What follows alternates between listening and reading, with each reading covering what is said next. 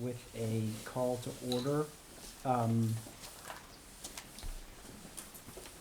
2.0 adjustments to the agenda. Do you want me to do that, or do you want to introduce it? I would advocate for adding 4.1.4 sidewalk crossing, a discussion about that. Okay. The Silver Street, Route 116. Okay. Any other adjustments to the agenda?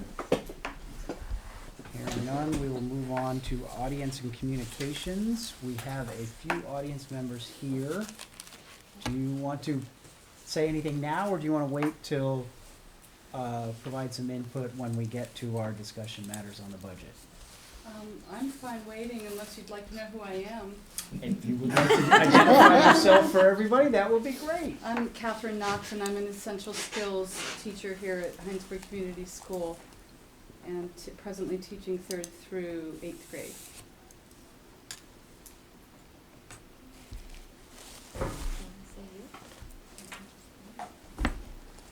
You guys? Yeah, I'm Joyce Wright. I'm also an essential skills teacher, teaching grades 3 through 5. I think everybody knows me.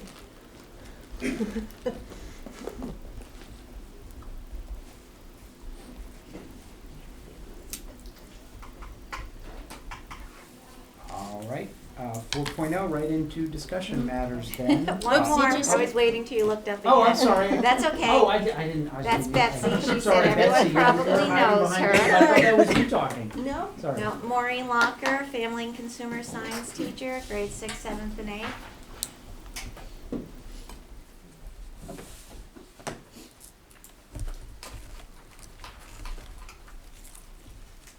All right. Now we got everything. All right. So 4.0 discussion matters, 4.1 budget work session, 4.1.1 decision packets. Just a slideshow. There's the slides coming around as well. Keith. Kathy's Not. I just remembered she said something about not being here. Oh, okay. That's our last one. All right. Yeah. I'm glad we didn't wait then. Oh, that's right.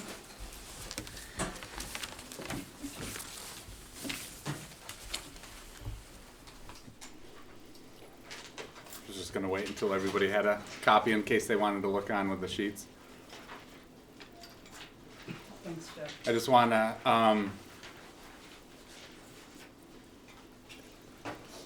refer us back to the mission of Chittenden South, because I think in all decisions that we make, this is the one thing that we always take a look at when making our decisions. So we're coming to you asking for you to consider 2 new classroom teachers. The reason is, this is the easiest reason, is the increased enrollment and the large class sizes. On the last page of the packet that you have that I'll eventually get to, it looks complicated, so I want to walk you through it, but it will talk to you about class sizes, number of teachers, what all of that looks like. What I did is I put this all in one little spreadsheet. So what we have is 2 new classroom teachers. We have to budget out about $170,000 to make sure that we put the healthcare benefits as part of that cost. And then what I tried to show is the things that we've also taken into consideration to recoup as much of that money as we can. The FCS position, the program, this would be an elimination of the Family Consumer Science program at about $45,000. The math coordinator, we had reduced from a 1.0 to a 0.4 with a savings about $22,000. To 0.6, we're reducing 0.4 now. Yeah. Oh, did I? Yeah. So it's so the 0.4 reduction of the math coordinator is a saving, would recoup $22,000. The healthcare savings that is projected out is around $80,000. So on this, for this slide alone, we're looking at a net cost of about $23,000. And this is only, I don't want us to look at any one particular slide in isolation. That obviously all goes to the budget, and so if I think Can you elaborate on the healthcare savings for those of us who don't know? I would, yeah. The board set its healthcare cost estimate in the budget at 15%, and VHI now has issued the letter that they've committed to provide you healthcare for your employees at 4.5%. So that 80 is the reduction from 15 to 4.5. Percent increase. Yes, they've lowered the expected 15% to only a 4.5% increase. Yes. So it's interesting to describe that as savings, but Can we just clarify the FTEs? So we have 2.0 FTE plus on the classroom educators, and is that, did you say 0.5 FTE? Is that a change? The FCS, I'm sorry. Oh, okay. So the FCS, Change the from what reason to why I what? didn't, the reason why I didn't put an FTE is that it really is an elimination of the entire program. I'm sorry. The FCS teacher is at a 0.5 FTE. So change from 0.5 to 0. Correct. And then the math coordinator is a change from 1.0 to 0.6. Correct. Okay. Yeah. Thank Thank you you. for clarifying that.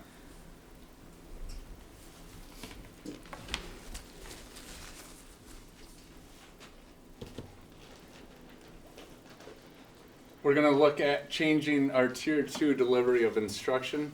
The reason, in one sentence or less, is creating a more inclusive and effective system to meet the needs of all of our students. The model that we would like to change to would incorporate 7 new para-specialists. These are, most people are aware of paraeducators that help out in the, at HCS in the special education realm. These would be paras in the same category, but highly trained in specific areas, math, literacy, and they would work directly with classroom grade levels.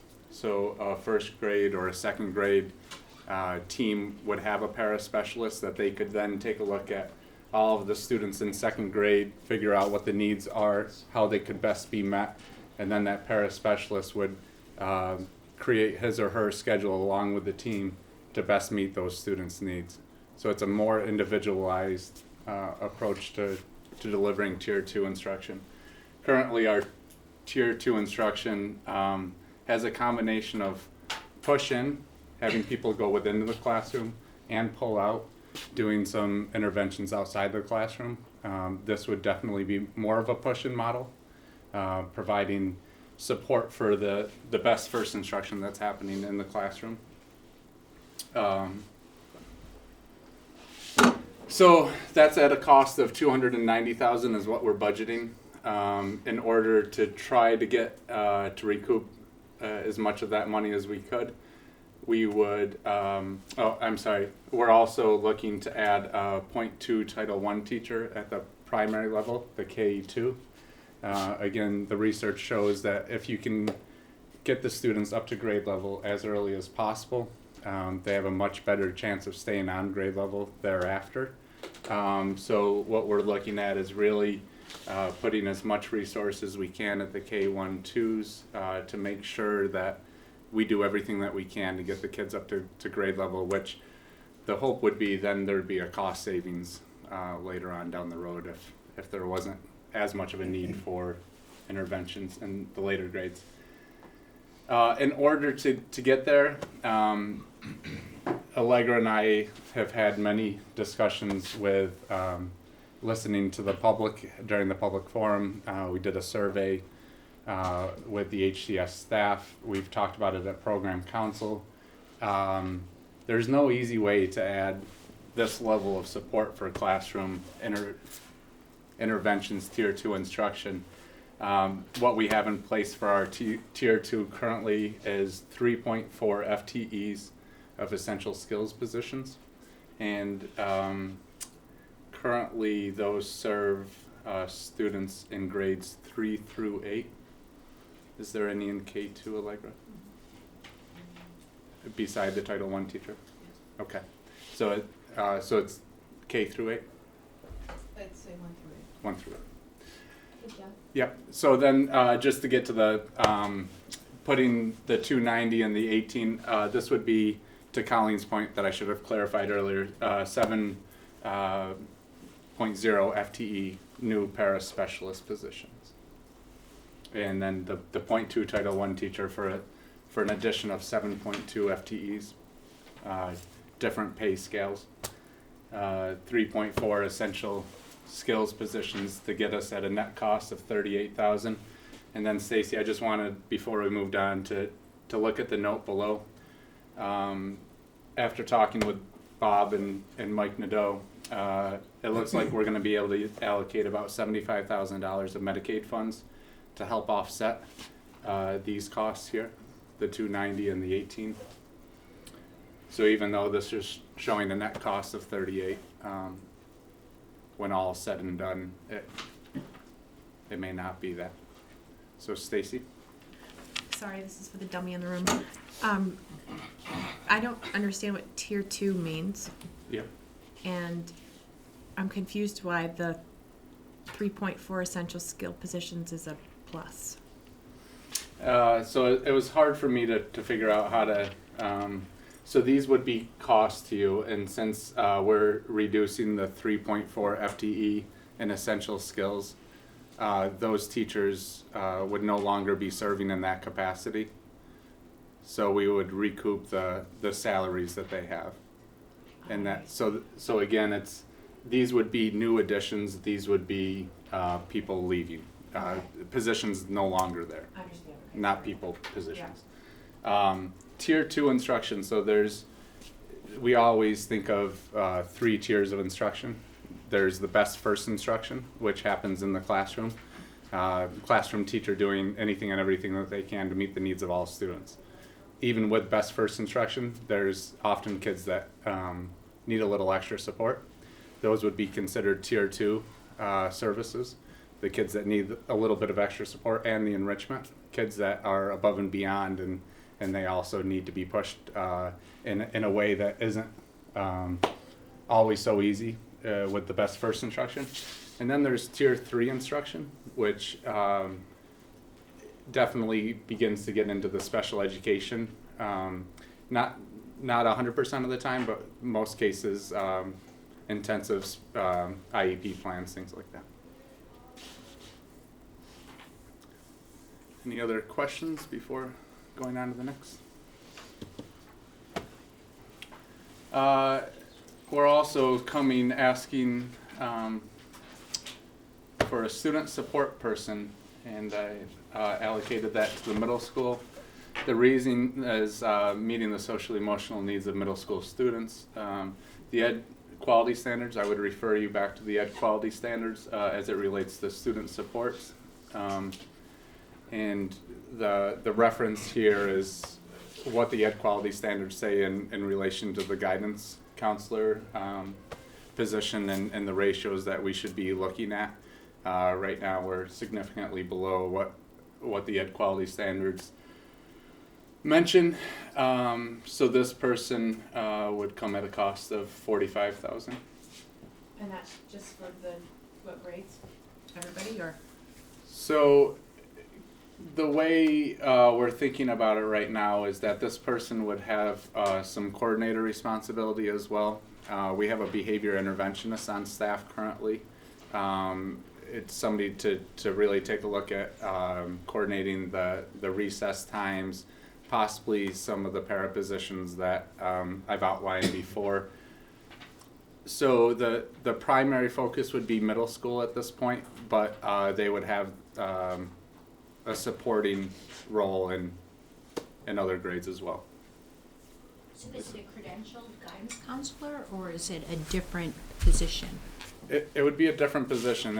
If you were to come to me and say that we really need another guidance counselor, guidance counselors are on the teacher contract. Mm-hmm. And if I were to refer back to the $170,000 that we budget for a full classroom teacher, there's a significant savings in this. So we're trying to be fiscally responsible, but also providing a level of support to the students that otherwise isn't here at the moment. So we could get about a 0.5. It's not a teacher level position. What level is it?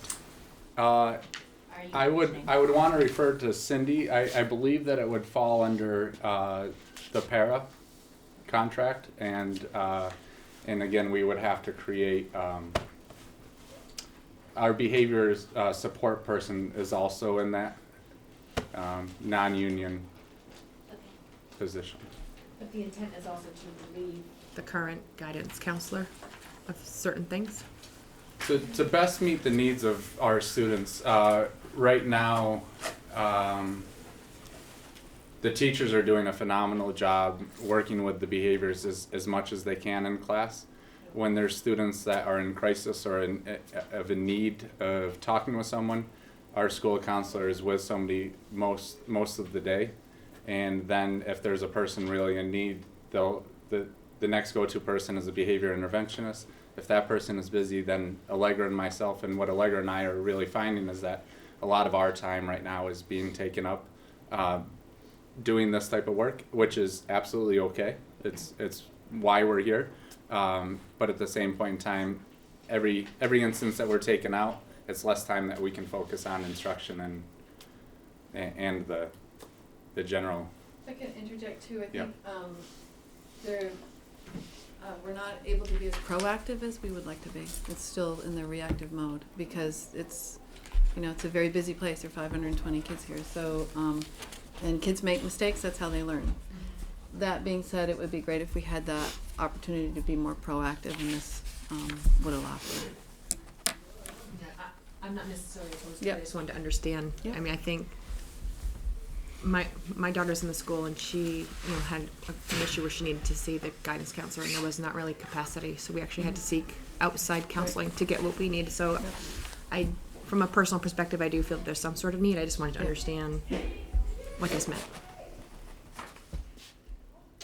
And this is also, it also came up in the public forum, the budget forum that we had, and also a lot of the feedback that we're receiving internally. Can I ask one quick question? Yeah. The behavioral person we have, or that position, is that a full-time position now, or is that a a split position? It's a 1.0 FTE. It is. So we do have somebody here, one full-time person, or Yes. or people filling one position. Yeah. Okay. I just One wasn't. person. So the current position we have is a 1.0 paid on the para non-union side of things. So the cost of the person that we currently have is less than what was up on the board. Is that? I might be thinking of for what used to be the planning room person. Is Yeah. that the position we're talking about? Yeah. Okay. I have a question. Yeah. Or actually, for a comment, maybe more than a question. I think everyone would agree our resources are best allocated for teachers in the classroom. And I get concerned about, I understand the savings aspect, this and that with this position. I get concerned about when I look at the number of students in the school and the number of staff we have. Just total. And it just seems like we're adding another person to the staff. And I just want to be sure, and I think I'm hearing you, but I just want to make the comment that, this is an absolute must-have, not a nice-to-have. And if you assure me of that, which I'm guessing you will, I support that, but I just want to, like I said, just 500 and how many kids now in the school? 525 currently. 525, and if you look at the number of employees, and not saying who's full-time or part-time, there's 100 employees roughly. That's a 5-to-1 ratio, and I just don't think we can survive at that level. So, I just get concerned about adding more people, and that's all I want to say, I guess. And if you're saying a lot of your time spent on this, I can appreciate it. I just want to make sure that we've thought long and hard before we go to this.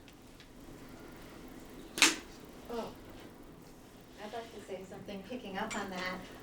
The support person, social emotional needs and meeting the educational quality standards, I feel as a teacher, I do a lot of that in the FCS program. So if the program's going to be eliminated, I'd like to apply for this job. It's the same amount of money going back and forth, and I'm a certified teacher. And there you have it. Because what was my first question to you today when you called me, or when I called you, and you said it's bad news? I'm like, oh, is it a student? Because I thought something terrible had happened. So I think, a highly qualified candidate if that position was to materialize, but I'd like to keep the FCS program at some percentage. I don't want to eliminate it totally, not for me, but not for the kids.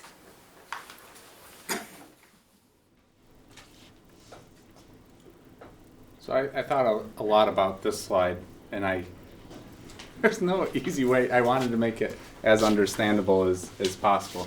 So, so in this column here, you have the projected enrollment, and that factors into to all the numbers across. So what I did is, this is the number of teachers that we currently have in our classrooms right now. So we have 4 Ks, 3 1s, 3 2s, 3 3s, and so on. And what I wanted to get you to is what would it look like if we had the addition of the 2 new staff members. And these are the numbers. This is the column here that I think will confuse the heck out of you, because you have some classes that are 13.66, others that are 31.5.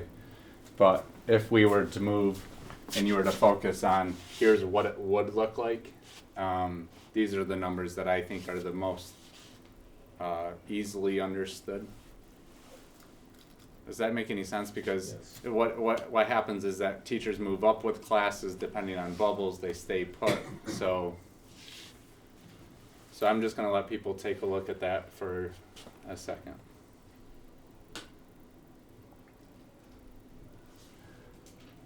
Hey Jeff. Yeah.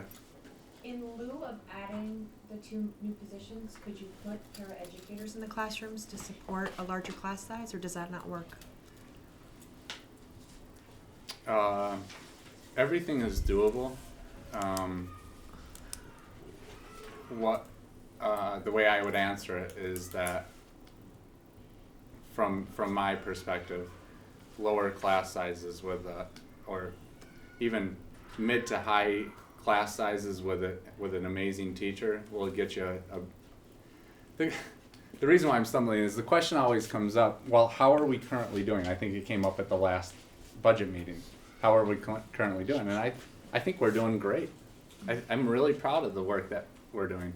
What would it look like with lower class sizes? I think that's the unknown. Right. The other piece that I worry about is that in 6th grade, they've had class sizes of 28, 29 consistently over the last 3 years. And I do worry about burnout. And I do worry about that point to bring it back to what Bill said. If you have 3 or 4 kids in your room, and that's probably on the low side, that are really in need of a lot of attention, and you have a para support in that classroom, that works for a couple of kids, and then the classroom teacher is working with the other couple of kids, and then there's 24 kids that might not be getting the best instruction they otherwise would.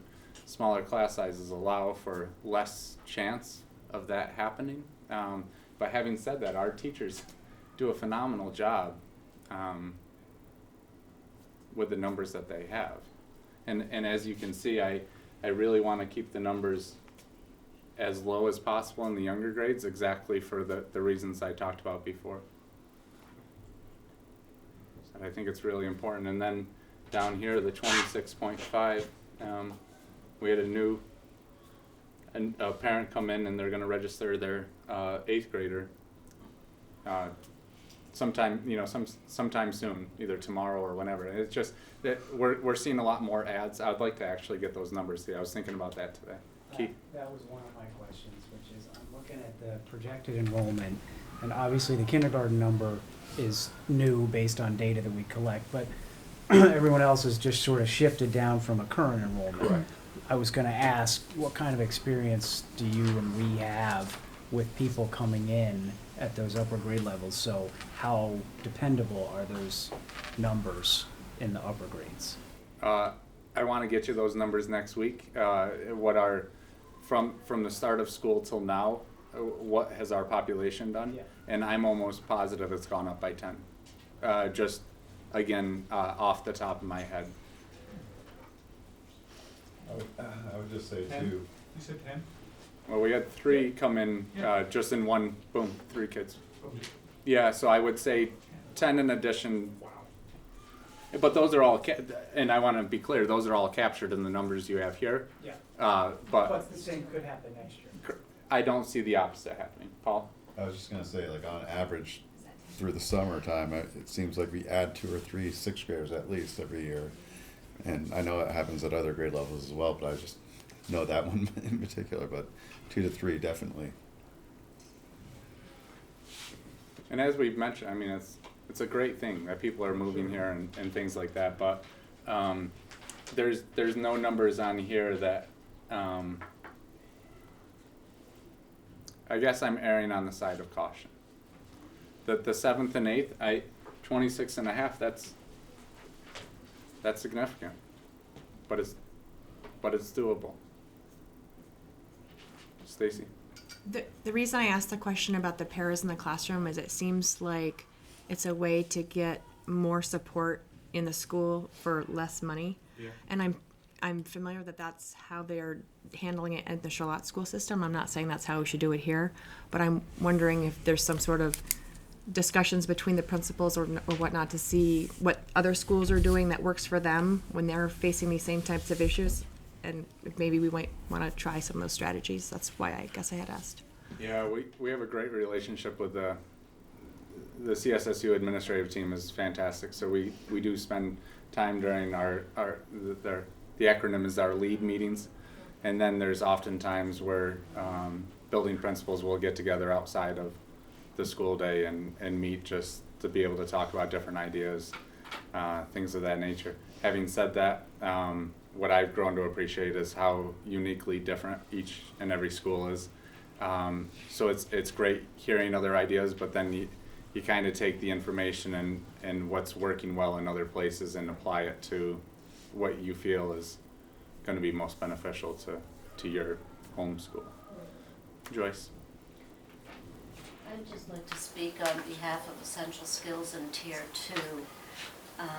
I'm extremely concerned about this shift, and I know several classroom teachers are also very concerned about it, and that's why we're here. The 3 of us, these are the 3 people who will be cut from the position in order to hire 7 paraprofessionals instead of having classroom teachers, highly qualified classroom teachers as the essential skills support. And I hope that that's clear to you, that our positions are being cut in order to hire 7 paraprofessionals. I have several questions, one of which you said they will be highly trained. Who will be training the paraprofessionals? Well, as you can imagine, as the professional development they would be CSSU-wide professional development, but then also, just going through all the different channels that our teachers go through. So this would take years. I mean, for people who have 20, 25 years experience teaching, you're talking about training 7 brand new paraprofessionals who you don't know what their training is. My next question is about programs that we have spent thousands and thousands of dollars on for essential skills. These are not programs that you put into a classroom. So my question is, what will happen to those programs, the reading programs and math programs that we currently have? I'm going to speak to the 5-8, and then I'm going to let Allegra speak to the K4. At the 5-8 level, we're definitely moving away from programs. What we're going to be focused on is the best first instruction that's happening at the classroom level. So what we're noticing is this idea of transferable skills up in the 5/8. This is conversations we've had quite a lot in we met as a writing team on Friday. What we're noticing is that skills can be learned outside of the classroom, and then when you ask a student to write a paragraph, those skills aren't transferring into the actual writing. So again, it may work a little bit better at the K4 level. In the 5/8 level, what we're really noticing is that the math that they should be practicing should be the math that's being instructed in the classroom. The writing that they're working on should be directly linked to the writing instruction that's happening in the classroom.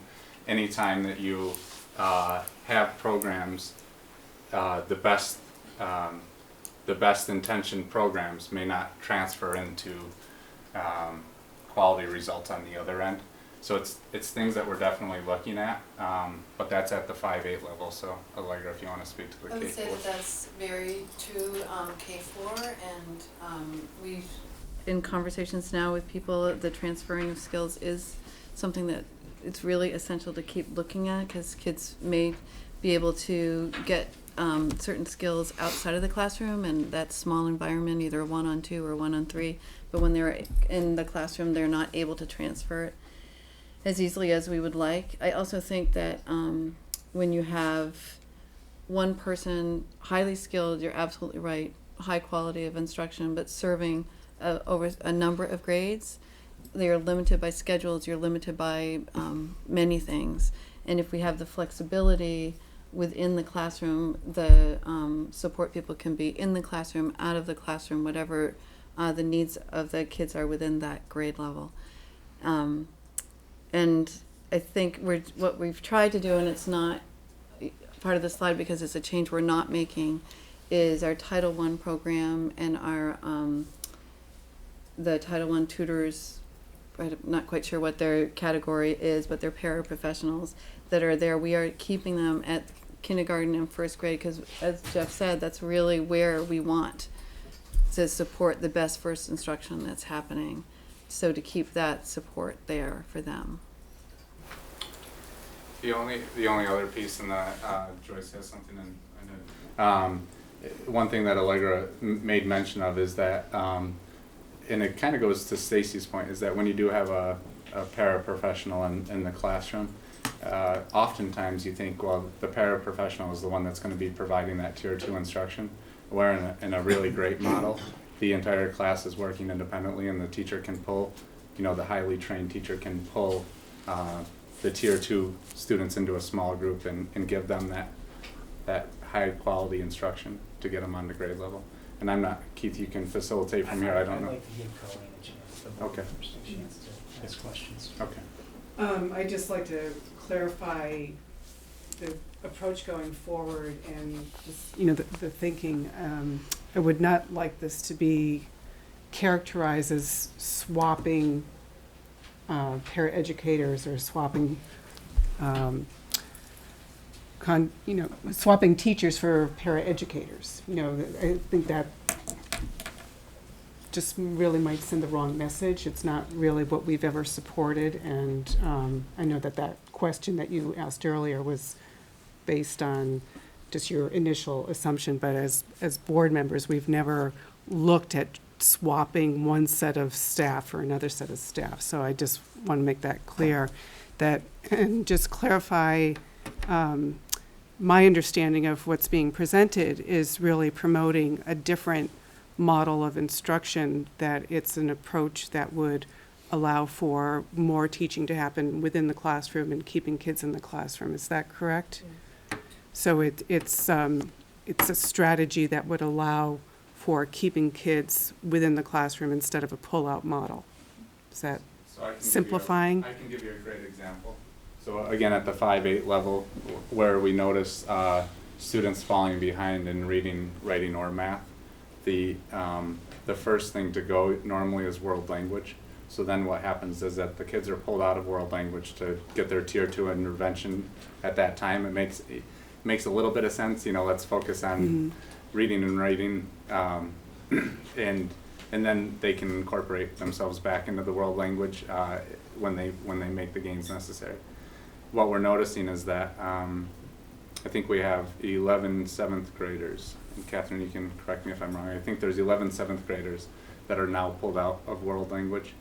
And what's hard is really managing not only the tier 2 instruction, but also the behavior component. Because some of these students also are struggling socially, emotionally, as well as academically.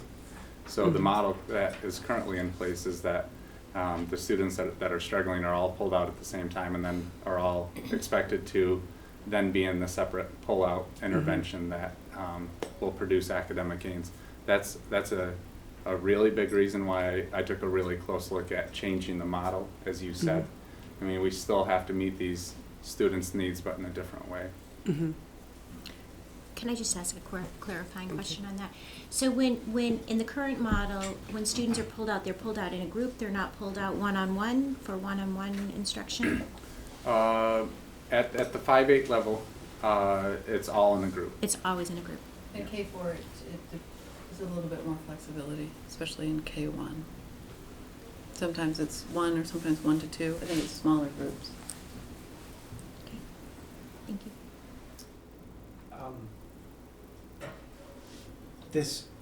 What we're talking about represents a change in the delivery model, right? I mean, that's what Comey was saying. So you've talked about how we work with other schools in the SU.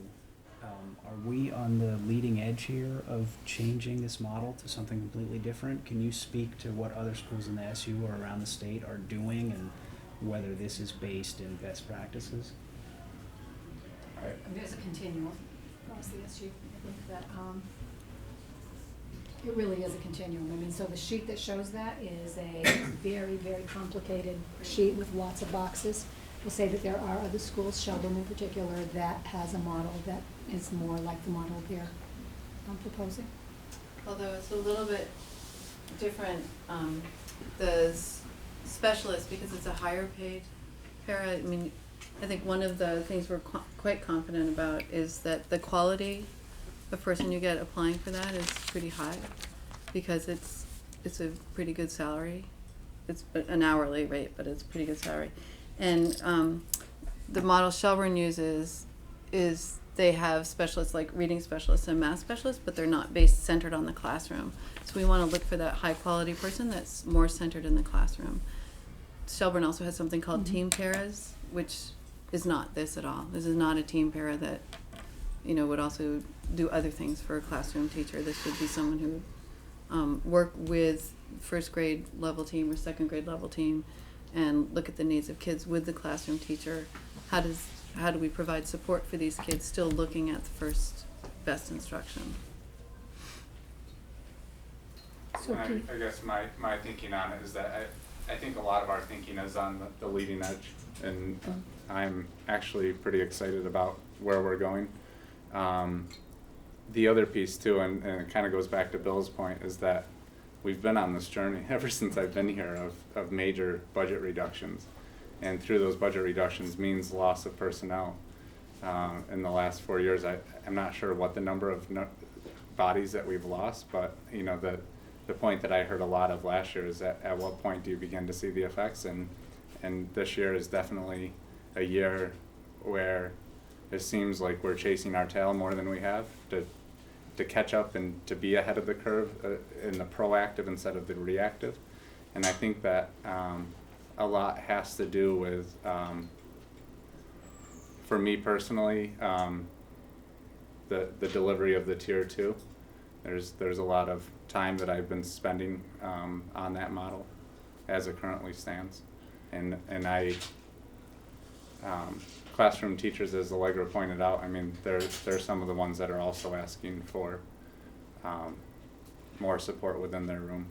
Anytime it's funny because I will say that all teachers are different. There's some teachers that do not want to let their kids out of their rooms, right. And then there's others that would say, yeah, take them, try to do whatever you can, bring them back, I'll work with them. Everybody wants what's best for the kids, but there is a continuum there too of some teachers just really want to do all of the instruction with all of their kids in their room so that they know exactly what's going on. And this model would help with that. So my question is is there research to show that this model, we're always asked to look at data. We need to bring up the scores for all of our students in our school, and that's everybody's concern. So is there data shown that this particular model is going to do that better than the model that we currently have? And were teachers really asked about this model? Because we used to use this model. This is not something new. We used to do this. And to me, it would be interesting to know really what the staff feels about it after getting whatever the research is. I mean, we want to make those decisions as well-educated decisions, but so far it was just presented to us today. We really didn't have any input in it, so I'm wondering where it's coming from. Where did this come from other than that Shelburne has this model in their school? Yeah, Shelburne does not have this model. Okay, I Just just want to want, make that clear. right, but I would say that the model that they're proposing is not radically different from what they do in the other schools. How they do it in the other schools might be a little bit of a blend of something. For example, in Williston, because they're a much larger system, they do have some structural pieces that look a lot like this, but they also have some teachers. I don't think that you're ever going to find the research that's going to say, if you do exactly this, you are going to get the best results. So it's always a matter of looking at what all your resources are, how to best deploy them, and putting the structures and supports behind them so that you get the best results. Because there isn't research, either to say if you have 2 specialist teachers or 2 specialist paras in the classroom embedded. I think that there is a sizable amount of research that talks about the teacher as the most important person in a kid's education in that classroom. And so then the piece is to figure out how can we best support that classroom and that teacher.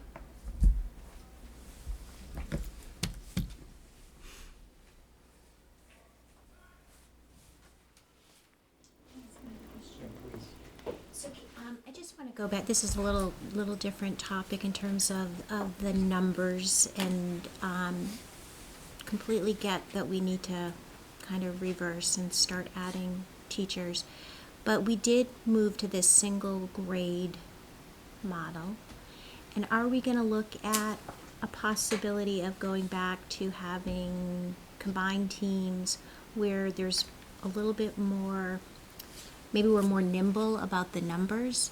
Like I look at, we have 13 and 31 side by side. And if we were in a 4-5 model, for example, that might ease that a little bit. Yeah. I just don't, I mean, I'm asking, are we gonna think about that, or is this we're sticking with the straight grades no matter what? I will answer that. The number that I would look at would be this column here, projected class size with the 2 new teachers staying in the single grades. And they do very closely compare with the CSSU average and then also what the Ed Quality Standards recommend. So I think that's one point. And then the second point is that at the 5-8 level again, the 7/8 is a multi-age. They figured out a way for it to work for them.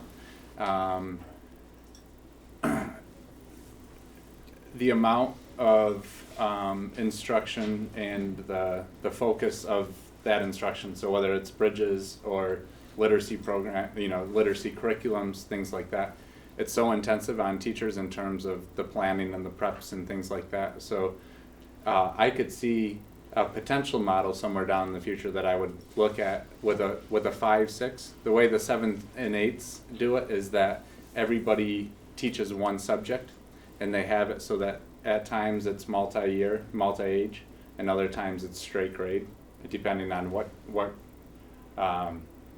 content area you're in.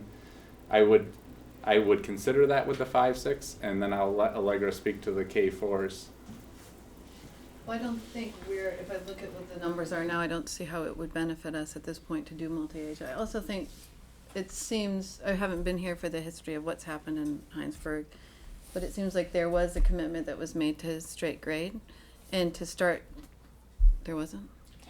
It surprised us. It morphed from being, Okay. we're gonna do these, we were actually creating more, 3 grades together, combo teams, and then all of a sudden we were straight grades. And I don't know how we got there. I think I do, if you want me to speak to it. I think that was my first year here. And it was the first year that Bridges came in.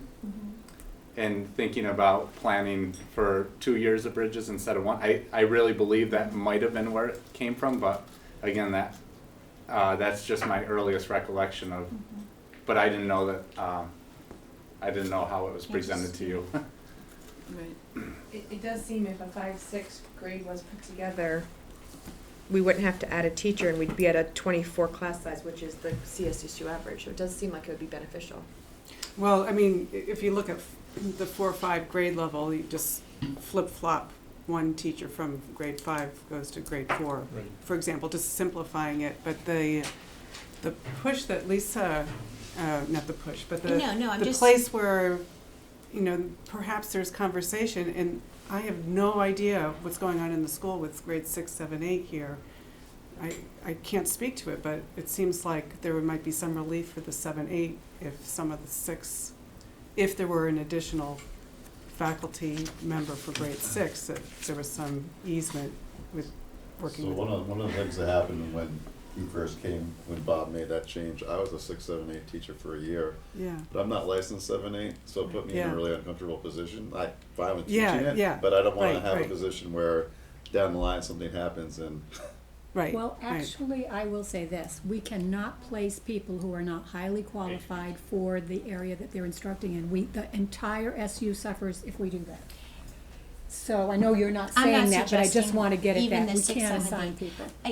The reason I bring it up, and I'd be interested in hearing from any of the teachers in the room, but I do think that our enrollment hopefully is gonna, keep on blooming, and this is not gonna be an issue, but as we grow, even if it's only 10 students across, we just can't afford it. We know what we're looking at in terms of our budget. So I do think it made it a little bit more flexible when there were some combinations of classes and But we also know the Common Core, all the grade level stuff that has to happen, that it's, So for There are example, challenges if you would there. have a 3-4 multi-age, you'd have to have 2 3-4 multi-ages, because you'd have to split up for math. So you yeah, can't, no, right? that's what we used to do. Right. I mean, that was the model. There was not just one team. Anyhow, I just want us to keep thinking about being flexible enough so that we don't have to reduce good faculty or good positions, and kids get the instruction they need, and Yeah. we can afford it in our community. I do want to give some credibility to what Stacy said. Your numbers do work out. I thought it worked out. Yeah. So, no, but I also, if it were that simple, we would have done it.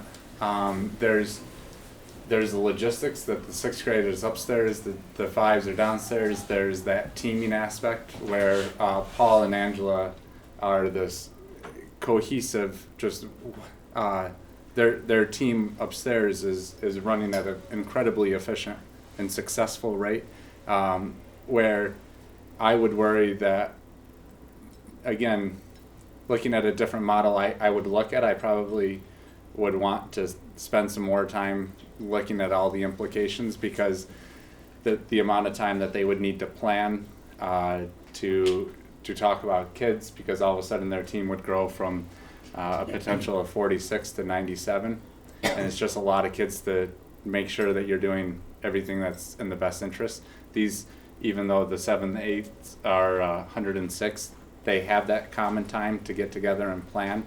The schedule is what it is. The 5, 6 doing different UAs at different times, they would never be able to, not never, they would have to find a lot of time on their own to talk about where they are with curriculum, where they are with kids, things like that. So on paper, it looks like a no-brainer.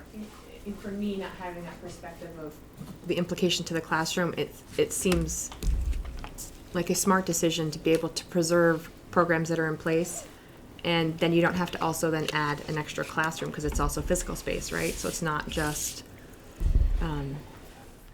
the salary and whatnot. There's an extra classroom and all the supplies that goes with it. So it just seems like if we can make those kinds of decisions, it maybe is helpful. I'm not, but again, I have a full appreciation for what you're saying. I just don't.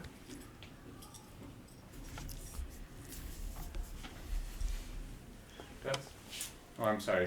No, I haven't had a chance, Betsy, so go ahead. I'm in my teacher mode. That's I got all right. Just want to give everyone an opportunity to be heard. So I've been pretty quiet through most of this meeting, but I felt like I really needed to let the board know some of the things that are kind of going through my head. I'm in essential skills. I'm working in 2nd grade, 4th grade, 5th grade, and I also have 6th graders. And I completely agree with Jeff in terms of essential skills at the middle level, how it is challenging to provide instruction in literacy when you also have the behavior component. They come to see me instead of going to see world language. The students, I think, feel a little bit different than the rest of their peers, and at that grade level, it certainly is a challenge. I think at the younger grade level, it's a very different ballgame. And I worry if we move forward with this model, which I just heard about this afternoon, I worry about the paraeducators, whether their job description will include the planning, the record keeping, the parent conferences, those pieces that are integral in success for students. And so I just wanted to let you know that those are my worries. As well, one other worry I have is that I agree with Joyce that we have quite a few programs in place that do require quite a bit of training to get up to speed on those programs. You don't walk in and use a Reading Plus program or Soar to Success instantly. This is my first full year teaching Soar to Success. I have done pieces of it before, and I'm feeling really good about the program, but I put a lot of my own spin on that program. I embed a lot more writing than that program ever asks for. And I'm just worried that if a paraeducator, no matter how well they're trained, it's going to take time for them to be able to do that kind of level of work. So I just wanted to make sure that I articulated some of the things that are going through my head right now. I'm sure there will be more tomorrow.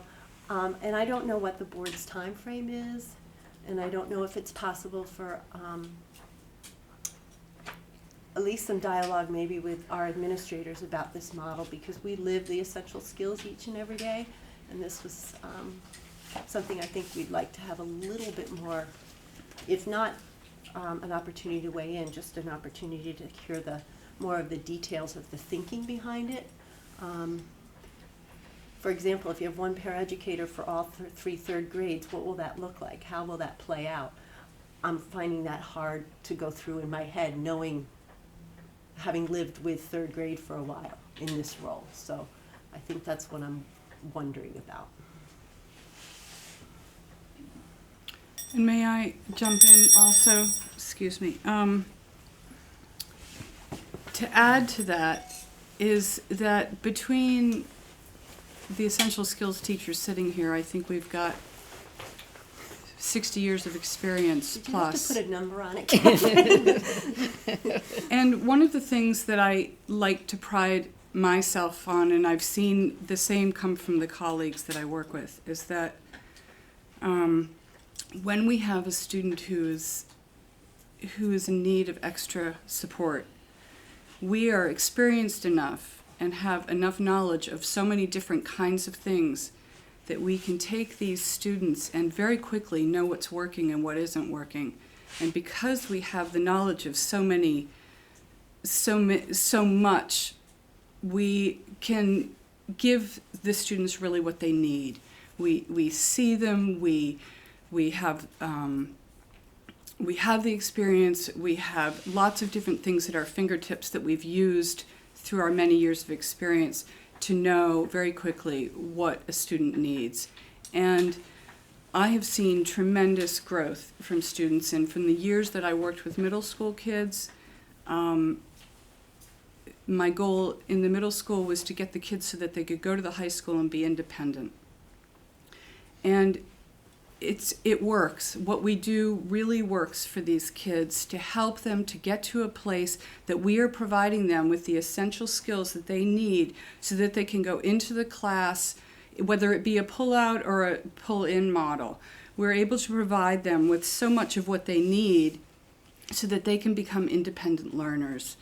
And to see the students feel the success, to see in our data the success, I just don't think we can just lightly shrug that off. And it does, I want to touch on something you said, Colleen. You know, it is a swap. You are swapping 60 years of experience for 7 paraeducators that are going to come in that you don't know what kind of background they have. And we all have been here and we've been very committed to this school and to the staff, and we know the students and we know the teachers. And I feel like we work really well in teams here, and we provide students with what they need, and we will go the extra mile in order to make that happen. And I just don't want that to be, I just don't want that to be forgotten. Thank you. Thank you. I got at least one more. I think we spent a fair amount of time over the last hour talking about some rationale for 2 new classroom teachers, a change in the delivery of instruction, and a little bit on the guidance. But I haven't heard anything or much on eliminating FCS and reducing the math coordinator time. Can you give me, the board, some basis rationale for those 2 things, which I don't think have really been addressed yet? Keith, before we do that, so I want to hear that too. But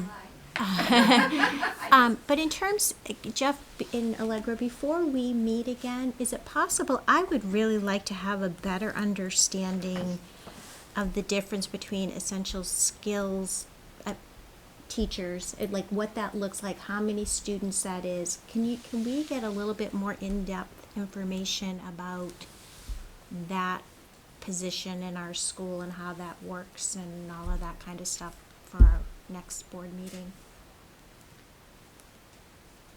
Thanks. Although the board, I don't believe has ever given me a set target on where we'd like the budget to end up. The positions that you talked about were really tough decisions. It was decisions that I go back and I remember the sheet that Bob gave you. The sheet was about 20 sheets of line item by line item by line item. I can save you $2 here and $20 here, and he went through that exercise. In the end, eventually it's going to be people, and I'm trying to stay at the 3 or below the 3%, and in doing what I believe is in the best interests of the kids. I realize that those $2 figures is another $80,000, $70,000, sorry.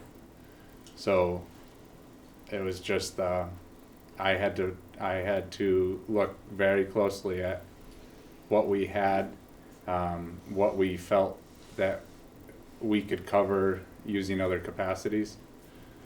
The conversation that I had is we do have a health teacher on staff.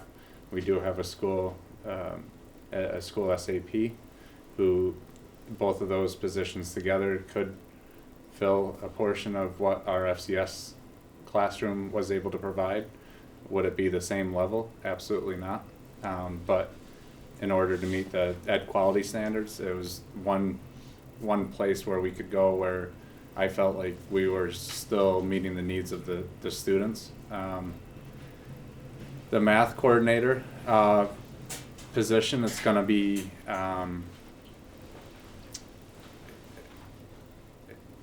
it's tough, but you know the decision there was trying to keep intact.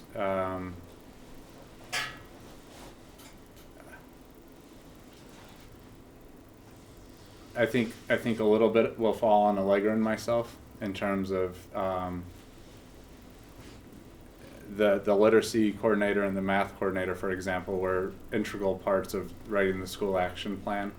And just as a systems approach, it's something that Allegra and I, obviously, we want to be more a part of. So taking a look at what their responsibilities were, and a lot of them are under that instructional model. So that's, really why you're paying Allegra and I the money you're paying us is, to really be the champions of the instructional delivery and things of that nature. So again, can we replicate what the literacy and math coordinators do? I would hope, but again, they're very knowledgeable about what they do, and I don't want to second guess thinking that it was going to be an easy transition. But so those are the two areas where I felt like we had the resources in place that could best backfill, and so that the students wouldn't be left out in the cold. Are those two, is the literacy coordinator and the math coordinator, are those full-time positions right now? They are both 1.0s, and the literacy coordinator was paid out of a portion of her 1.0 was paid out of essential skills, 0.4. So that's and she was used differently for that 0.4. And just to clarify too, there's a person, a Title I coordinator who works K2, and 0.2, she's 0.8, and 0.2 of that she helps coordinate the K2 level for literacy with input, talking with Betsy too. Is there an opportunity to share like a math literacy coordinator type position with other CSSU schools versus eliminating it altogether? Or is that what you're already suggesting? I'm sorry, I came We're late. not eliminating it altogether. So you're just reducing it it to 0.6. Okay.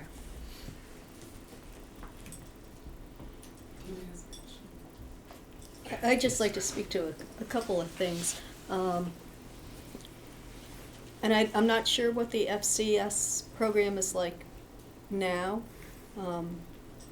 but I know for many students that's kind of a hook or a basis for some of their learnings that go on within the academic programs. It gives them some practical sense that they can hold on to in order to learn some of their other skills or concepts that they're learning in academics. That's one way to look at it. And I'd also like to speak about the math coordinator. I know Hinesburg has fewer students. I'm under the math coordinator's supervision at Shelburne, and I know with Bridges 2, I'm not sure, did Hinesburg purchase Bridges 2? Yeah, we did K2 this year. And then 3 next year. And I know that it's very different, and it's taking a lot of the coordinator's time to help out with the teachers, and to cut it at a time when you're going to expand it into the other grades. It's something else to consider. I mean, I think we're weighing what are we going to lose in order to save money in the budget, and I think that's I know it's a horrible, hard decision, but sometimes I think nothing's easy, and sometimes I think, do we maybe increase the budget knowing certain things are going to be happening in the next couple of years, and then cut that position back? Is the timing right? I guess that's what I'm wondering. Well, I'd like to pick up on what Tina said about the skills transferring from the FCS classroom to the academic classrooms. I mean, in my FCS room, we're reading, we're doing science, we're doing many of the things that they do take over. And I gotta tell you, without tooting my own horn, FCS is one of the highlights of the middle school's experience. Go ahead.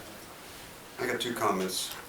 I remember at one of the previous budget meetings, the board kind of challenged Jeff and Allegra to think outside the box, to come up with ideas, to keep the budget within reason. And I think my second comment is kind of old school. And to me, the primary teacher in a grade is the one that should be responsible for each student that's in that class and what they learn and how they're taught.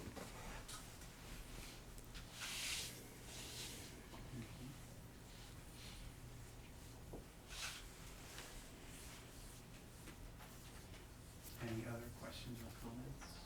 Could you just remind me for FCS, it's 7th and 8th graders only, or is it 6th, 7th, and 8th? 7th and 8th? 6th, 7th, and 8th. Okay.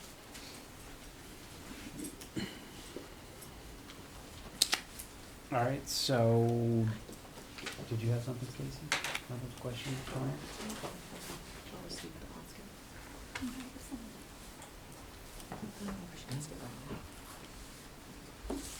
Your decision. We'll have other opportunities to revisit this. This is not the end of our conversations. I guess in I don't know if this is the right time, so you can tell me if this is not the right time, but just don't hit me. I'm kind of close. In the budget in general, obviously salary is the biggest number. And it seems like if you look at the other numbers in the budget, it doesn't seem like there's much opportunity to save in those other line items. I don't know what's in the budget in terms of raises, but is it something to consider in terms of what's in the budget for raises? How it's being handled, or it's contract, so it's like it's set. Keith would probably be the one to answer. Internally, he's on the negotiations. I'm actually not. Oh, you're not? Anymore. Not anymore. No, you passed the torch. Well, we're in negotiations, we can't talk about it. Time. Yep. The contract is up at the end of June, and so we are negotiating a new contract. It would be imprudent to not consider that as it affects the budget going forward, but what the amount of salary increases, if any, is unknown yet, so we do our budgeting best to determine that. If, having sat in your seat 2 years ago, whatever, when I started, it's, the simple answer is that's not a discretionary item, raises, it's contracted and it is what it is. So that's not a place where we can look to. It just seems a shame, that's all. I guess I don't need to say more than that. Another big picture comment that I'll make from my experience on the board, and those of you that have been on the board longer than I or sitting in these meetings, you know, we have been on a journey ever since I started sitting on the board where we looked at the budget every year and we looked at everything in the budget, including labor expenses. And we've cut a lot of things, programs, personnel, and other budgetary items. And as Jeff said, I think early in his part of the presentation, at this point, because we've cut fairly close to the bone on other things, that's kind of where we are now. And I just want to say one more thing, just so it's clear, 'cause, from my own seat, I think our teachers are great, and I think they deserve a raise. I don't want anybody to think that that's not the case. I just think that if I was a teacher in the school and I was at risk of losing peers to help support me in my position, I would rather go without a raise and keep my peers to help educate the children. That's just that's where I stand. All right. Was that you, Colleen, that just said this is a discussion and there will be other opportunities to consider these things and to discuss this as well as any other thing that comes up during these budget meetings? And just remind our new budget buddies the process for going through the budget. We meet, periodically and almost weekly. In January, but we're hoping to finalize mid-January. But before we finalize, we kind of run through everything one more time. Yeah, we have 2 more meetings scheduled. The next one is on the 13th, and then a final meeting on the 15th. I know that our administrators' calendars are quite full, so I'm not gonna suggest for a minute that we Move it. add another one. But if need be, More. Friday or Saturday. if need be, but I would encourage everyone to consider the issues that we've talked about tonight, as well as at the past budget meetings. You know, board members recognize the public, the open meeting requirements, so that we can't talk about them with too many, but budget buddies, by all means, consider them, talk to each other, talk to board members, and if you have concerns, and we will address these issues again as needed. And please, I'd like to invite anybody to the FCS classroom at any time to see the wonderful things that are going on in there before you make a decision. If you don't know, please come visit. Thank you. All right, now moving on to hopefully some good news. 4.1.2 revenue. I was just gonna say, Comparatively, That was gonna be one of my Comparatively. questions. comparatively. he was mumbling something about the fund The starting. process you have in front of you and the agenda, what Jeff and Allegra present and what I present tonight are intended to be works in process. This isn't the last time you'll see it. This isn't the final time when things get changed, modified, or corrected as new information unfolds, but it's the first time you do look at revenue and tax consequences. So I have a handout, and I'll wait till it goes around before I start speaking to it. We're going to start on the revenue side of the page. Looks like this.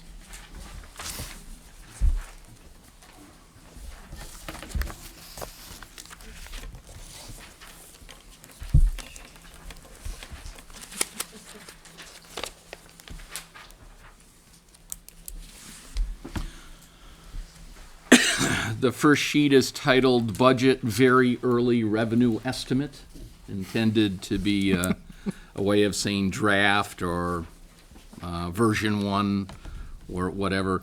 I'll bring your attention to the 2 columns, the 2014 adjusted budget and the 2015 proposed budget. As of this evening, I'll highlight the stuff that's likely going to change between this issue and the next one you see. As we go down through from the top, investment earnings, we've set the 15 budget based on what 2013 yielded you, thinking that was one of the more relevant pieces of information. So it is down 17,000 from last year's budget based on the dynamics in the investment and yield process at banks locally.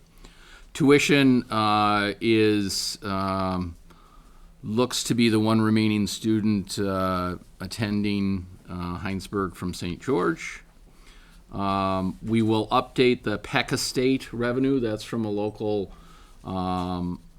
estate that's managed by a group of Hinesburg residents, and they deliver the income from that estate to the school on an annual basis. Building rental, I would circle. That number is the number that was in the 14 budget. We've carried it forward to 2015, but honestly, it's a work in process amongst Allegra, Jeff, and I to determine exactly where that should be set based on the Part 2 program as it moves forward and shares resources amongst the 3 schools that participate in it. So we'll update that at a subsequent meeting. Transportation is firm. It's from the state of Vermont. They defer on giving us transportation revenue until the last year is finalized, and then base the next year's revenue on last year, so that's pretty fixed. We won't change that. I'm sorry, can I ask you a question? Mm-hmm. I think the after-school program, did you It's say called that- Part 2. Right, are you waiting to finalize that number? Is that why there's nothing there? Yes, that's Okay. 60. No, there's 60 in the proposed budget for next year. In the line item below it, After-school program. after-school program that has nothing there, what is that? It's a blank? Oh, the after-school program. Excellent catch. Sorry. The 60 is the payment that the after-school program pays to utilize Hinesburg as a site. The after-school program, in prior years, we recorded all the expenses and all the revenue, all the payments parents made on the books of Hinesburg. Since it's now a CSSU program, neither those revenues from parents or the expenses associated with the program are recorded on Hinesburg's budget. They're both deleted. So when I gave you the function budget about 3 weeks ago, there was a noticeable decrease in the after-school program because it disappeared from your books. That was taking the expenses off. This takes the revenue off. Yeah, I remember that now, thank you. Okay. Excuse me, but that's not the case with the building rental. Those are not apples to apples, because I know 60 came out of the budget on the cost side, but that's not, I assume that's the same 60 on the revenue side, or no? Like on the functional cost budget, yeah, all the whole after-school Good catch. program went out, but then on the, what do you call the?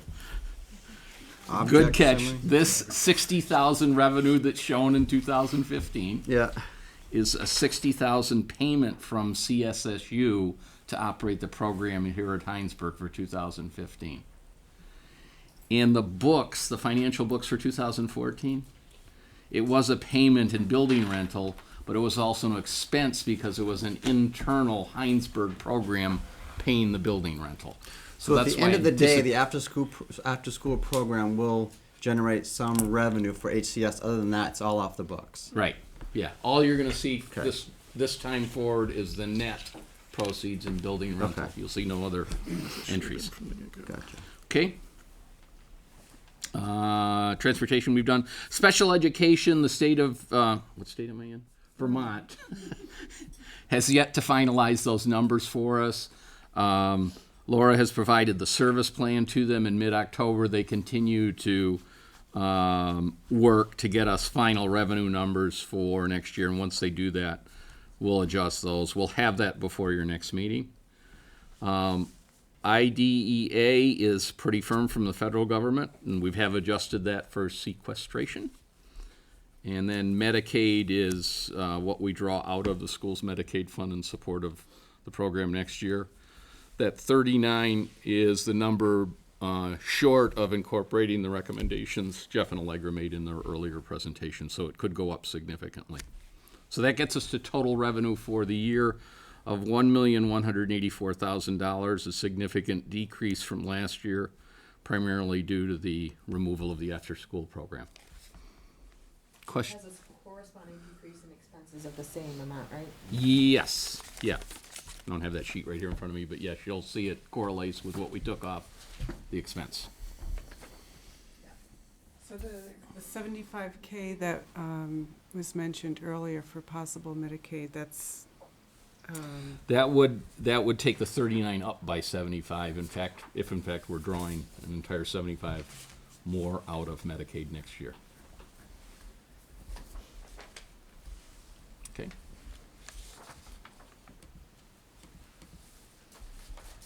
Can I flip it over? No. Tina, there's a question developing. Yes, I do. So does the change of service plan allow more billing for Medicaid? Is that? No, picture, this is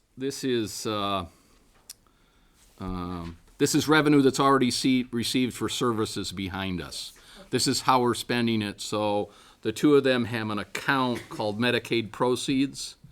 The only thing we ask them to do from a fiscal standpoint is not put anything in the budget they already don't have in hand.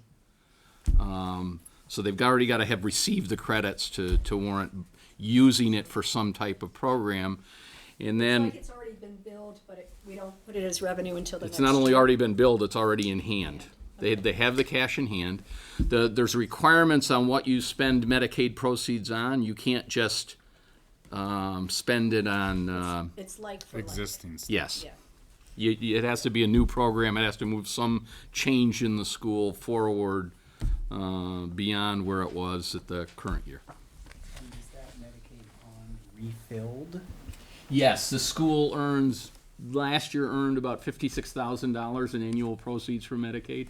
It goes up and down based on services that are provided for Medicaid eligible To children. the extent that any Medicaid funds would be used for the slide that Jeff had, that would theoretically be continually available in subsequent years, not Or just. might be a one-time. Some portion of it. He and I and Allegra need to work the 75 number versus the 56 that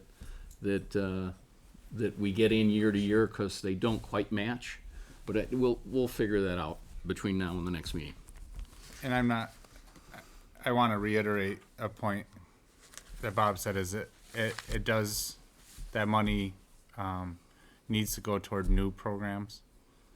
So if we stayed with the existing model, we wouldn't be able to apply that. So and I don't know if that was lost on anybody, but it'd be great if we wanted to save FCS, but we couldn't use Medicaid to save FCS. So I just want to make sure that people have heard that. The language of the law is it can't supplant. It can't take the place of existing funding. In subsequent years, can Medicaid funds be used to continue to fund Yes. that new program? Okay. Yes, so long as you have the money there to do that. Yeah.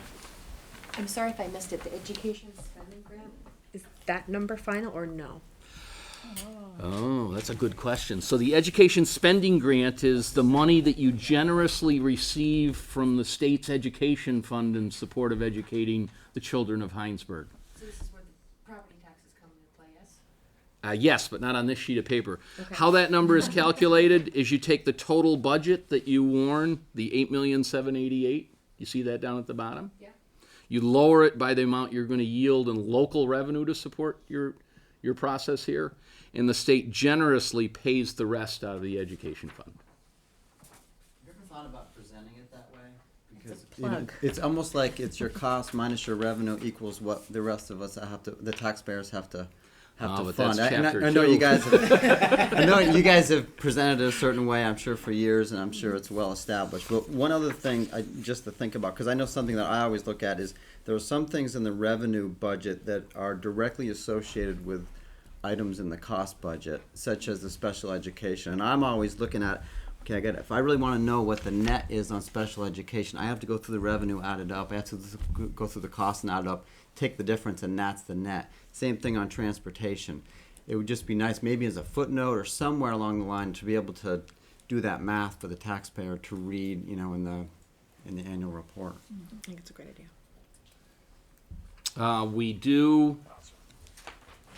We have a tendency to remind people of that in the special education arena. But we probably could do that more with other things that have a correlation between what's on the revenue and the expense statement. Good point. So the generosity I bestowed on the state is only from the standpoint of covering the remainder of the expenditure. That has nothing to do with taxes. They're going to write this check based on the warned budget to cover it. The question is, how much money do you put into the education fund as a resident of Hinesburg? And we're going to move to the opposite side to help you understand that. This is Bob's shorthand presentation of how to calculate taxes in the state of Vermont. We start with an expenditure budget at the top. Hopefully it's the same number that was on the prior sheet of paper. Your baseline is up 2.77%. This scenario has not taken into account your discussion and the possibility of making changes that Jeff and Allegra have outlined. I brought the revenue estimate across of $1,184,000. It's always good to check. And that is our best guess as of 11/22/13 with a number of changes to occur. And the emphasis there that it does not include Part 2 revenue, or the after-school program revenue, that should say, as we had recorded the prior years. We get to a net spending of 7,603, which is the same number as the education spending grant. We divide the education spending grant by the equalized pupil count. You'll note that Hinesburg went up significantly in equalized pupil counts. Two things that's occurring. One is the general classroom increases that you've seen here, and also Hinesburg's participation in the Early Learning Partnership Program, supporting the improvement of experiences your children have in eligible preschools, has gone up dramatically in the last 4 years. Yes, Bill. Sorry to interrupt. Nope. We have a kid come in December 15th. how does the revenue flow for a kid halfway through the year? Do we just eat it? Well, the quick answer would be the equalized pupil count is 2 years of child count behind you. Right, So- right. So it doesn't. Yeah, got it. I remember that now. That's our problem with the 72 classroom is we don't get that money till later. Right. Equalized pupils is counting children 2 years behind, weighted by the Grade. state's expectation on how difficult it is to educate particular groups of children. So, for example, high schools are weighted higher than grade schools. Thank you. Okay. We take your net spending, divide by equalized pupils, and get spending per pupil. Yours is down 1.6%. At 15,042. Somebody got to call Paul Lamberson.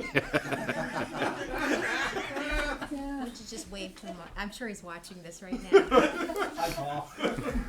I will note that it's measurably lower than the school I visit tomorrow night at about 6:30. Well, that's good. I thought you might like that as an anecdote. We take the spending per pupil of 15,000 and divide by the base amount of 9151. Those of you who are on Mary Peterson's email list will note that you received Mary Peterson's original recommendations on 11/26. Mary's required by law in her position as tax commissioner to provide both the governor and the legislature an idea of what the base amount and the statewide tax rate should be to have sufficient money in the ed fund to write those checks we talked about earlier. She determined up until last Friday that the number should be lower than the 9151, revised it to 9151 on Friday, so I've incorporated that here. And she left the statewide tax rate at 0.99, which is a 5.3% increase from the prior year. So circle the 5.3, no matter what Williston does in their process of weighing costs and children's experience in the school, the state has overlaid a 5.3% increase in taxes on property owners in the state of Hinesburg, independent of what you're doing here locally. Tax rate. Or 5.3% in tax rate and 5.3% in effective tax bills that you'll see. But that's because the grand list. I don't know what you're. She pointed that number out, but then said it would be her recommendation to stick with 9151. So that gets us to equalized homestead tax rate to be prorated. We weighted by the number of Hinesburg kids who are educated in the K-8 school, which is 68% of your kids are here. To get a net equalized rate, we divide by the CLA. I have not changed your CLA. We do not have revised CLAs yet. We expect to get them on or about January 1st. I personally don't plan to be here January 1st to receive them, but we'll get them to you on the 2nd. Common level of appraisal. It's the technique and the formula that allows us to equalize property values across the state based on differences in assessments. Again, for school budgeting purposes, lower is good, higher is good. Higher is better.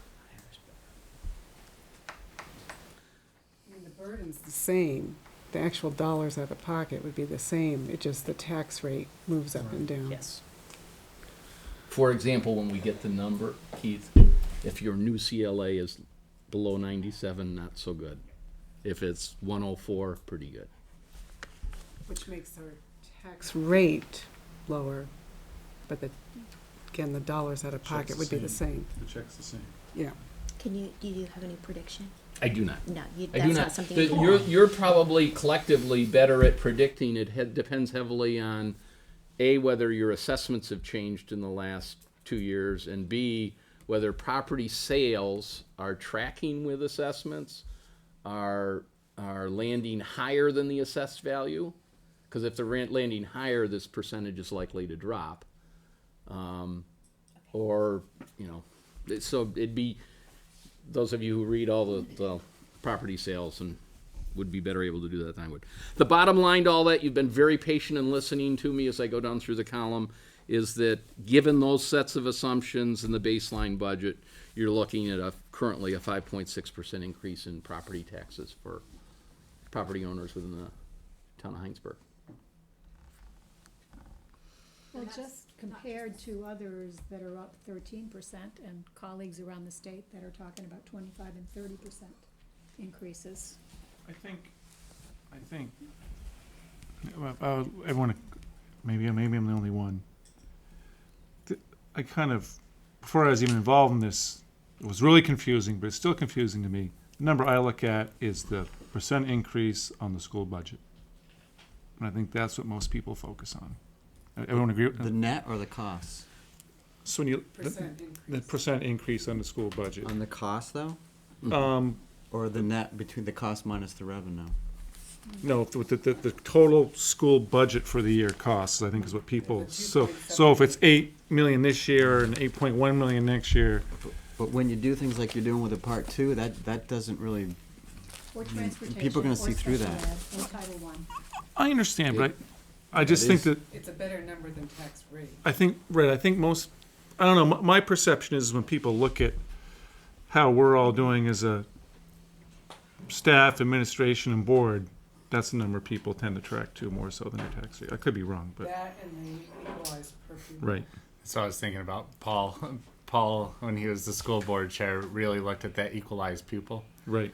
And it's kind of It's harder for small schools though, Yeah. because 20 kids could leave and they don't all leave in one grade level, they leave across a building. I think comparing it year to year, so I mean going down a little bit, it at least gives us a little bit of insight that, well, that we're being fiscally responsible. Yeah, it's a fascinating conversation. Bob would have you keep at least one of each of your three eyes, one on the overall budget, the 8.788, because that's what voters are going to see when they check the box. So it's important to have that view. The statewide tax rate is based on spending per pupil. So in memory of Paul, He didn't die. I know, but he's left us. It's important to keep an eye on the spending per pupil. Right. And then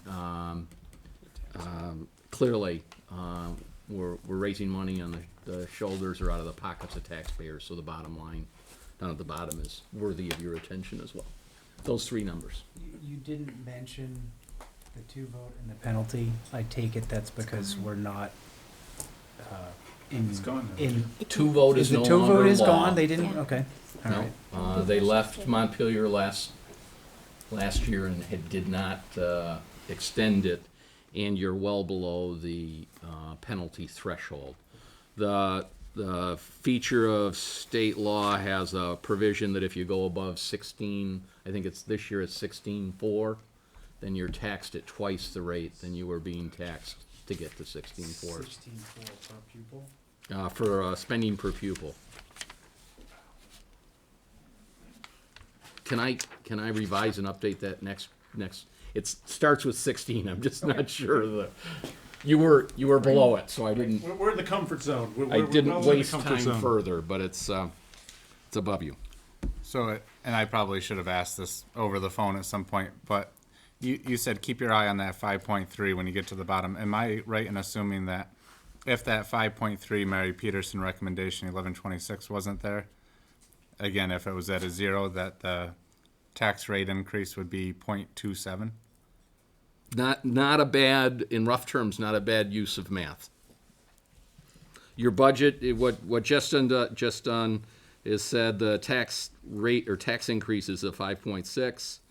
One could attribute 5.3 of it to what the state has changed.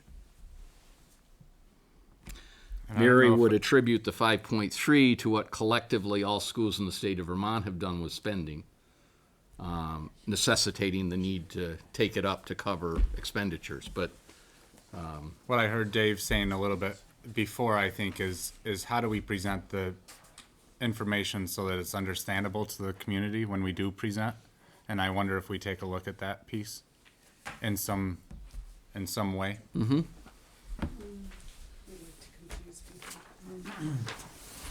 Well, I think, Well- I think, and I'll readily admit my lack of complete understanding, but I think that the community in general doesn't have a full comprehension of how the statewide property tax affects a local school budget. And, Right. and in a cynical view, to say the spending of other school districts around the state, how that affects each local community. So we still have a fair amount of local control over our budget, but I think we have a lot less local control over our property tax bill than we did historically. If I recall, there was one year that the actual budget decreased, and the tax rate still went up. Yes, I think that was probably 3 years ago. That was changed for challenge year. Yep. That was the first year, I think, with the budget buddies, I think. Yeah, challenges for change, sorry. Right, When- challenges for when- change. When we did meet our challenge for change and the overall budget did decrease. That's when everybody else was going up Right. 10%. Yeah. Other schools didn't. I remember you guys having that discussion that Yep. Hinesburg met the challenges for change, and were we Total challenge, foolish to right. do Yeah. it because of We this? took the whole money. Yeah, we Yeah. did it. Wrong direction. Yeah. We were like one of The other thing of note for Hinesburg before I stop speaking is this notice will be different than most other schools in the state of Vermont, and in particular Chittenden County, is the increase in enrollment. Others are not benefiting from a 7.56% increase in equalized pupil count. They're more close to zero, and so are seeing as a result 7-point increases in taxes that you aren't seeing here. Thank you. Can I just Yes. say back to you what you said to me? I just want to make sure I got it. I don't know, can you? I'm gonna try. I'm not gonna say it how he did, but does this mean that there's a 7.56% increase in enrollment and therefore a corresponding increase in state tax money that we're going to be getting, or it doesn't work that way? No, the best way to describe it is there's a 7.56% increase in enrollment equalized pupil count, the number of kids being educated the way the state counts them. Taxes are based on spending per pupil, so as a result of hiring or having a larger pool of children, you get a far smaller number in spending per pupil, and then that lowers your tax rate. No? No. I've lost you somewhere in that transition. It didn't make sense what you said. It sounded like the opposite of what I expected you to say, but it's okay. I'm not good at saying the opposite of what I just said. What I heard was enrollment's going up, but the spending per pupil is going down. Yes. And it didn't make sense. It didn't click. Because you take the Oh, fixed overall cost. budget, Fixed cost. you take the overall budget Okay, I got it and now. then divide it by what's called an equalized pupil, and there's a formula for figuring out what an equalized pupil is. It's the fixed So cost. That's if why. you- I'm yeah. good. Well, it would make absolute sense if you were here for the 5 years prior, because this board and their leadership struggled with declining enrollments, and every year they'd have a budget of 1 to 2%, and it was taking spending per pupil up because the kids' count was coming down. And they had tax rates that were going up regardless of keeping the budget level. Hinesburg is lucky to be on the other side of that formula. Yeah. It's a nice place to be. We should find I out. have it now, 'cause it's a We're fixed one of cost. how many schools in the state. Numbers get thrown around. I've heard 2, Yeah, I've we heard wanna 3. make sure. But I mean, I would like to know that. yeah. I have to Somehow. research that. What is you're Just looking the to? number of schools that are actually growing in the state. It's really, really small, is what I understand. I have more than 3 colleagues who claim they have one of those schools, so I'm not sure what that means. I can actually get to that number I'm sure we can get on version 3 AOE Okay. equalized pupil it. count. Can you get this? I don't know how easy it would be. If someone could do, it's the 2 columns. Right. Yeah. We'll play Where are the around with it. negatives, where are the positives? I can even identify them, and we could have the list of them. Then I And can Lisa, check to if see it's my 3, it should be colleagues are- easy for me to do tomorrow night's Let's see if my colleagues are live. honest. All Yes. right. So that's revenue up to be updated. We do roughly the same routine next time you meet. It's revenue, tax rates, and decision packets. We would expect to take the conversation a little further along at the next meeting from where we are tonight. Okay. Are there additional decision packets, or is, we don't, we haven't really seen decision. I'm sorry, I didn't hear what This is it. These are all the changes This is it, that. proposed changes at this point, yeah. We talked about what format would best suit, and we just want to present it so it's in a clear way that that if you had questions, we can amend, we can change, we can present it in a different way next time. Yeah.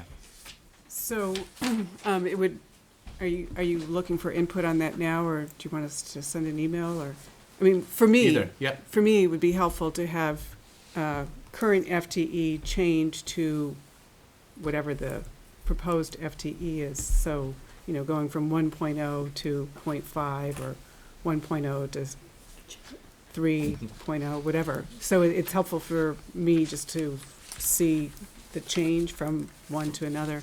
The other piece is. Can I ask a clarifier on that? Even if it's a different salary schedule? So a 1.0 teacher is compared to a 1.0. Those would be two different line salary items. schedules. Oh. Yeah, So she's just looking to do what you did manually, put the FTE change in on each, the before and after on these lines, not total. Separate line items. Yeah, got it. And then I can't remember if we got this as a group or not, but our total FTEs in the building we need and to get that. differentiation, I can't remember if we have that in our packet. Talk to me about the differentiation. Year to year comparables. If faculty, staff. Oh. It's some version of the staff list. Just with enough identity that you know which ones are professional staff and which ones are paras and so forth. Yeah, like we threw around the number 100 staffing members. I mean, I don't know if that's, we should know that off whatever it is, or, who's in the building. Is it? Yep. Is it? Can do that. Okay. So, like, I don't know, 25, let's say 25 regular classroom teachers and 20 licensed educators who support what's going on in the building, plus paras or whatever that might be, right? Colleen, if we go back to last year's folder and find the kind of the Yeah. vehicle that Bob used to convey that to you, you're okay with Yeah. just updating that and Yeah. getting it to you? Okay. We'll find it. Yeah. I think Cindy has I might have staffing. it. It is, we Yeah. have. What comparisons to the rest of the districts and the rest of Keith's got you covered, don't worry. You're the first one that- It's a lot of stuff in there. Bob took recycling to a whole different level. Did he just throw it all away? No, he wouldn't do that.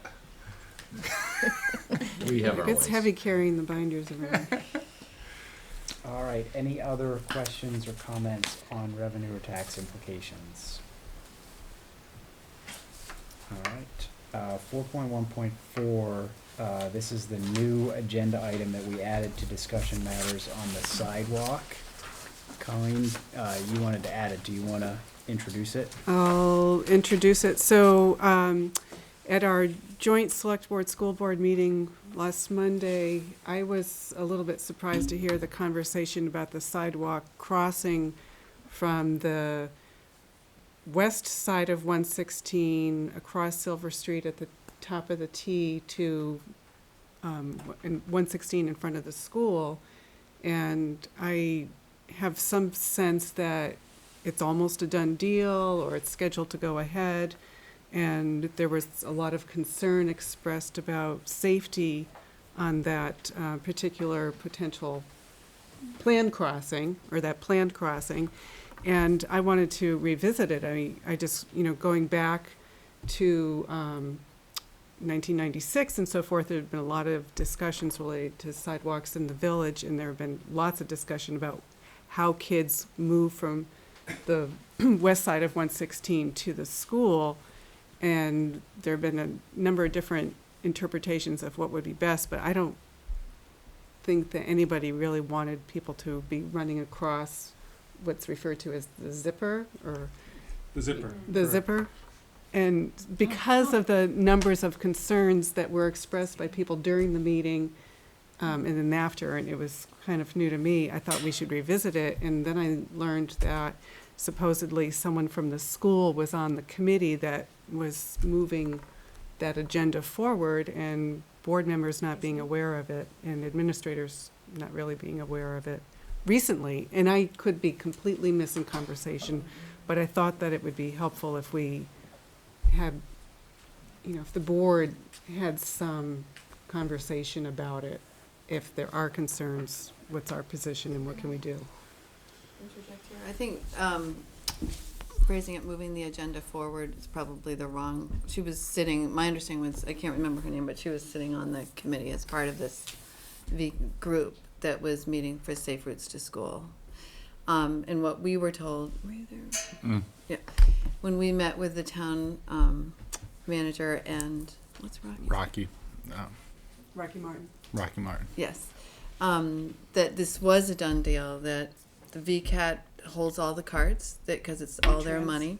V-Trans? V-Trans, right. They hold VCAT, that's funny. It's a data system. So, and that Rocky and the town manager both talked about that it wasn't safe, that this didn't feel right, and they said this is what they were going to do. That was it. So I give Allegra a lot of credit. She looked at it and she said, "Jeff, have you seen this proposal?" And then she showed it to me, and it would increase our number of crossing guards by three because if you take it, not only are they crossing there, but then they're crossing our parking lot or our side parking area where there's an entrance and an exit, Right. and then there's the other. So I mean, we looked at them and said we have to work out another system, and then we began to throw out a whole bunch of ideas because the sidewalk is going to get built. Right. So the side, unless there's a way to stop that, so then we have to figure out. There is? Yep. There So I'll is? let you talk to that, because then as a school, our responsibility is to keep the kids safe. And it's incredible that they would think that that there would be. I mean, we talked about putting a light, the crosswalk V-Trans lights won't that let are us do coming. that. V-Trans. Right. So we put out a whole bunch of things. We were presented, this is going to happen. Right. And then we just began to brainstorm as many creative options. There was one brainstorm that we had of having the kids continue down Silver Street and then crossing by the parking lot, our lower parking lot. That's not a great solution either. Yeah, The kids are that's really gonna unsafe, cross on the top of Silver and shortest route. yeah. Right. And I have to say, everything that we came up with, and both Rocky and Joe said, we have already said this time and time again, and this is what V-Trans has said that they will do. And they won't do a crossing, they won't do a light there. They won't do any kind of beacons or flashing lights that you're starting to see here and there. Well, if I may interject,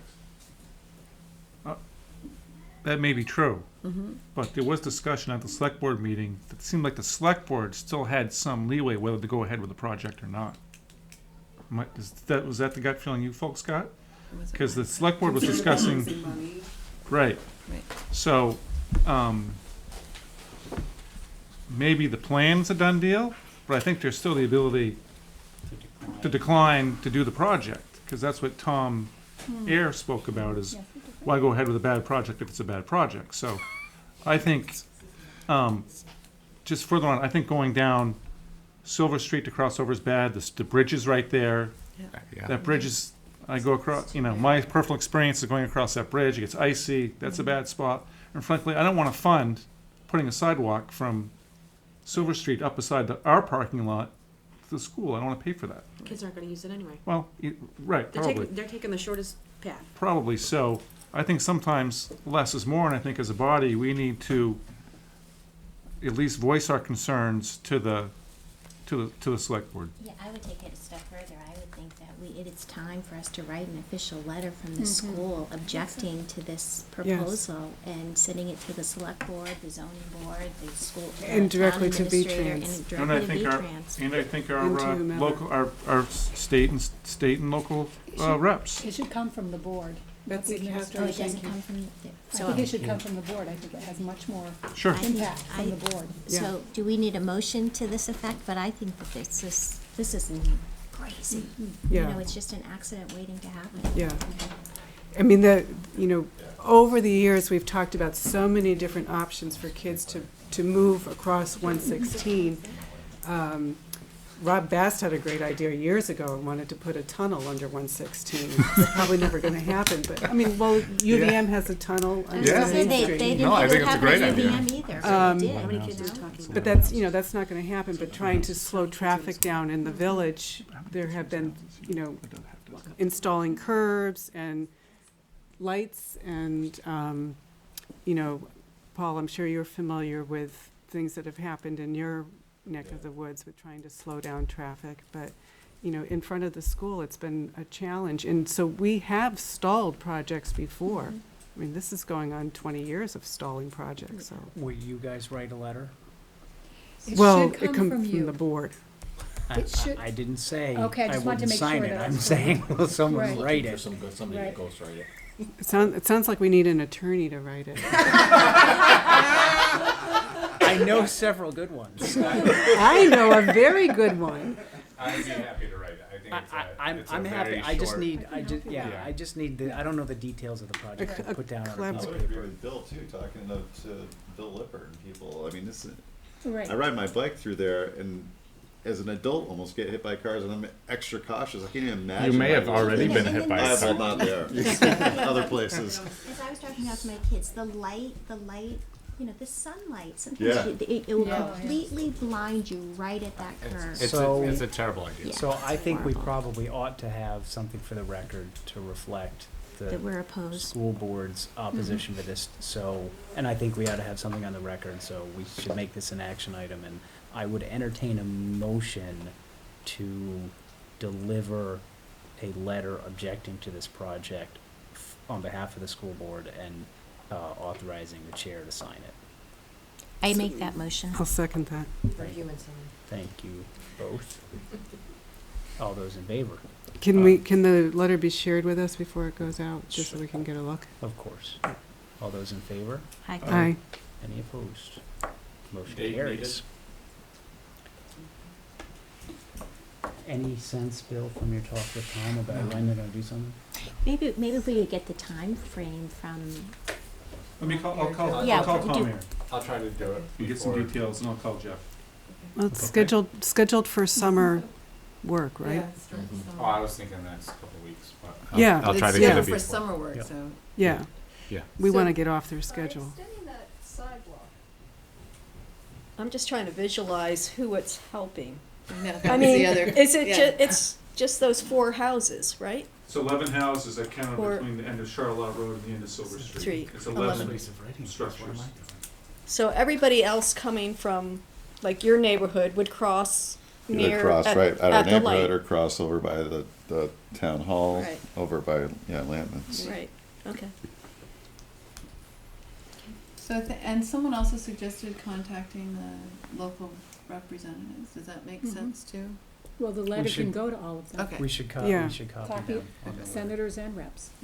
There used to be an island in the middle of that T, kind of. Yeah, that was removed. And so kids used to go across there all the time, but I understand that Even kids that don't was go now. Crazy. Yeah, even that was. Yeah, that was crazy to begin with. There's so much traffic there in the morning. It's, Some people I can't get imagine. so impatient as it is, I don't know, it's an accident waiting to happen.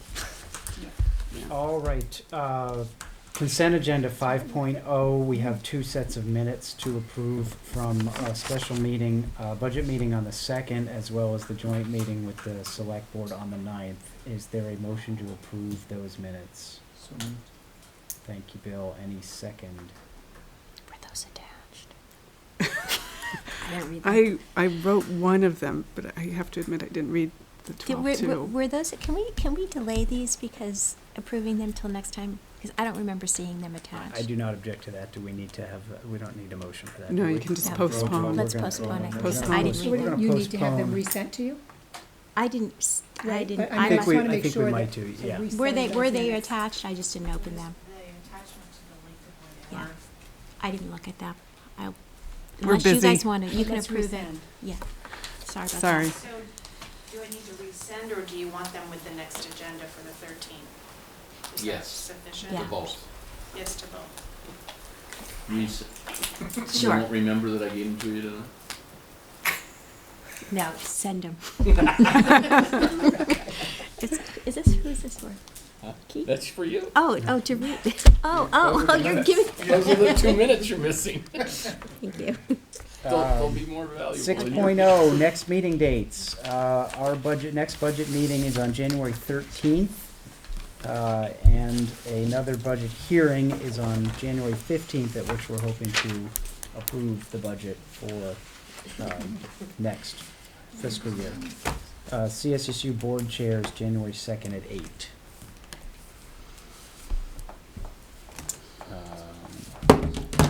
I will entertain a motion to adjourn. Before we adjourn, Yes, can I just make an Lisa. announcement? Yes, I just want to please. make sure that my term for being on the board is up this coming election cycle. I will not be running for the board again. I want to make sure that people know that so that other people will definitely.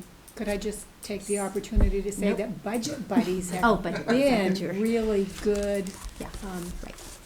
candidates for board membership, I just right? want to say I'm Yep. very inexperienced budget buddy. Doesn't matter. I think Doesn't the matter. least experience, actually.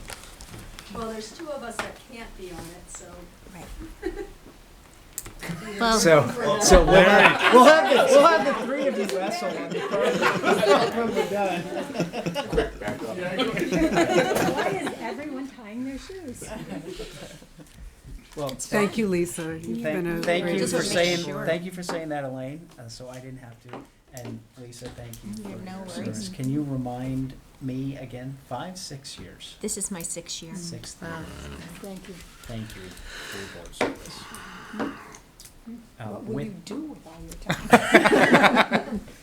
With You can that, attend meetings. I will entertain a motion. I'll be to watching adjourn. with Paul. So moved. Thank you, Bill. Do I have a Second. second? Thank you, Lisa. All those in favor? Aye. Any opposed? Thank you. We'll see you at our next meeting.